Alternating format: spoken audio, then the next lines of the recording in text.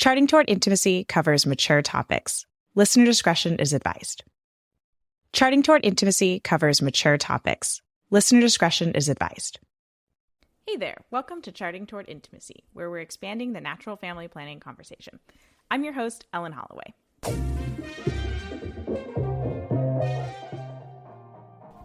All right, in today's episode, I am going to talk about a question that I know I myself asked when I was first learning about NFP and was really kind of confused about and also a little bit worried about. It was a big stumbling block for me when we were learning about NFP and if we wanted to welcome this into our marriage.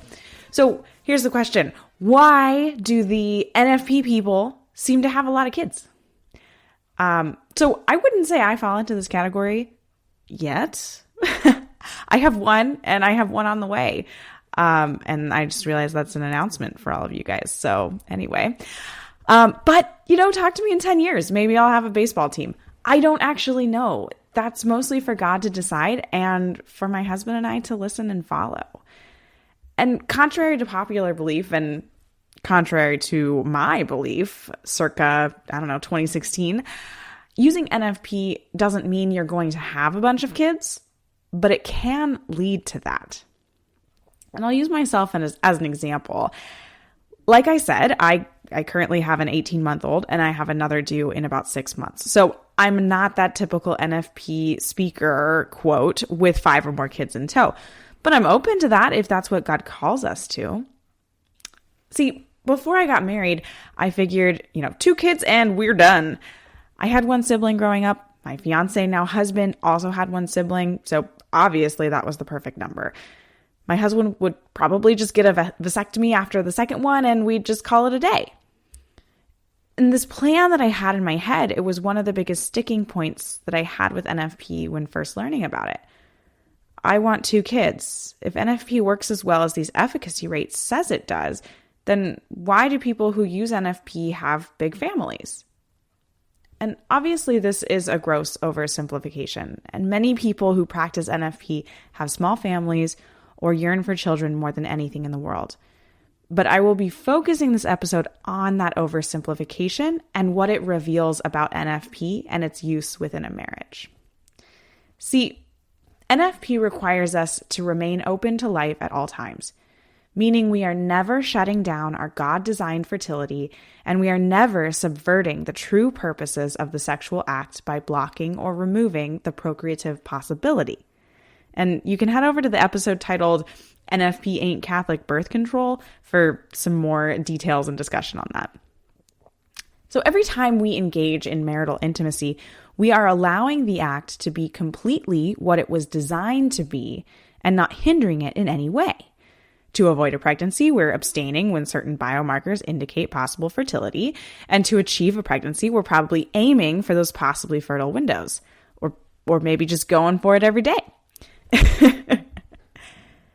So that openness to life that NFP brings to us, it begins to heal our broken hearts from the cultural influences surrounding families. That openness to life helps us connect the dots between marriage and family, and the dots between sex and unity and children. And honestly, that openness to life can kind of just get to us.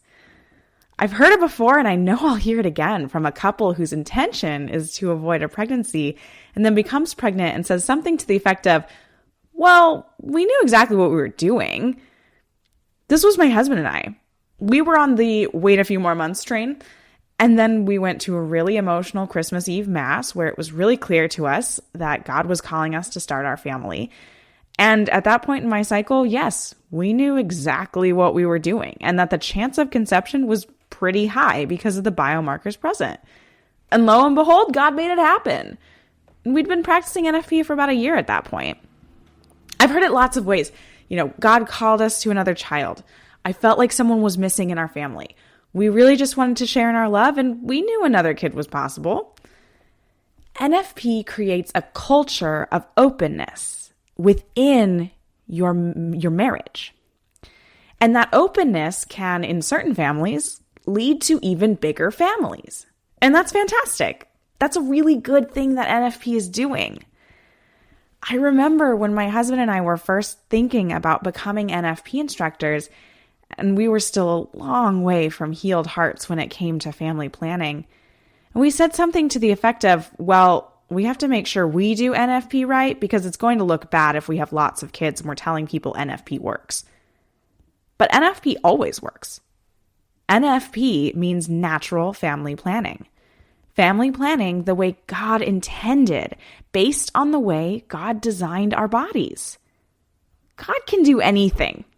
Anything, people. Impossible is literally not a word in God's vocabulary. Yes, fertility awareness is based in scientific research, and NFP is using a fertility awareness-based method. AKA, NFP is using the science of female fertility to plan a family. But I'll let you in on a little secret.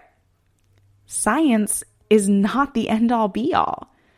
God can do things that science can't explain, like maybe allow a virgin to conceive and bear a child that's fully human and fully God. Yeah, I'm not going to wait for anybody to try to explain that one to me. So, what's on the other side of this? I'm going to call this the contraceptive mindset. So let's go with the same example from earlier. 2 kids and we're done. If we hadn't switched over to NFP, that same couple, my husband and I, would have continued using the pill before and between the likely 2 kids. There wouldn't have been any communication save the how far apart should we space the 2 kids question, or possibly when should you get back off the pill to have the next kid? First off, in this mindset, there is a false sense of total control over family size and timing, which there really isn't, folks. There's things like unexplained infertility. We have no control over that. There's unplanned pregnancies even while on the pill. Again, we have no control over that. There's also the aspect that God can literally do anything. And then there's the aspect of a disrespect for fertility in this mindset of contraceptive mindset. Taking the pill and controlling when my fertility is present or not makes it seem like fertility is a really bad thing. And actually, my fertility is the most important thing for the continuation of the human race. Well, not my fertility, but female and male fertility. It's also saying, and we've talked about this on the podcast before, it's also saying, I don't want to give my full self to you. Or from the other side, it's I'm not willing to accept all of you. Or I want to love only part of you. And finally, this brings me to my favorite part of natural family planning. This contraceptive mindset often puts a limit on the family by permanently sterilizing one or both spouses through vasectomy or tubal ligation. And here's the thing with NFP use. I never have to be the one to make the decision that my family is as big as it's going to get. After our first, my husband and I were definitely not ready for another one right away for lots of reasons. But we weren't going to put the forever stamp on that decision. And I can pretty much guarantee that we'll be in a similar place after number 2. But I know we won't be ready to put the forever stamp on family planning because who knows how our minds will change in the future? Who knows what circumstances might lead us in the future to desiring another child? We can always leave that possibility open. We can always leave the door open for God to change our minds or heal our hearts and allow us to open up to another family member.